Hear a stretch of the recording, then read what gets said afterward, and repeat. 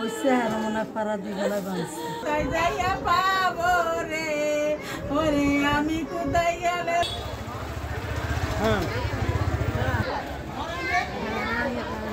আমার মেয়ে সুস্থ বিচার চাই আমি ওই ছেলের ফাঁসি চাই আমার ওই ছেলের মা বোন বাবার আমার মেয়ের নির্যাতন করছে আমার মেয়ের যেভাবে মারছে আমার এইরকম যে আর কোনো কারো মেয়ের এইরকম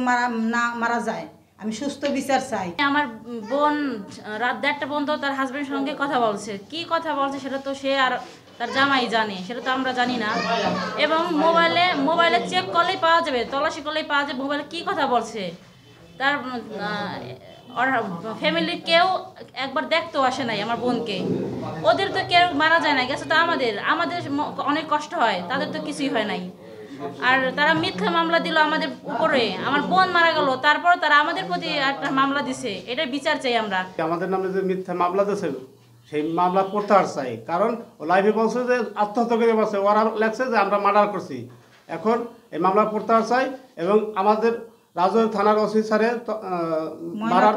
মারার পরে ময়না তদন্ত করতে আসছে তদন্ত করে মাদারপুর সদর হাসপাতালে তদন্ত শেষে আমাদের মাটি দেওয়ার অনুমতি দিতেছে অনুমতি দেওয়ার পর মাটি দিচ্ছি মাটি দেওয়ার পর তারা একটা লোকও আমাদের বাড়িতে আসে নাই তাদের জন্য এই আইনের আইনা সর্বোচ্চ শাস্তি যাতে আমি পাই সেই মহাদের কাছে আকুল আবেদন।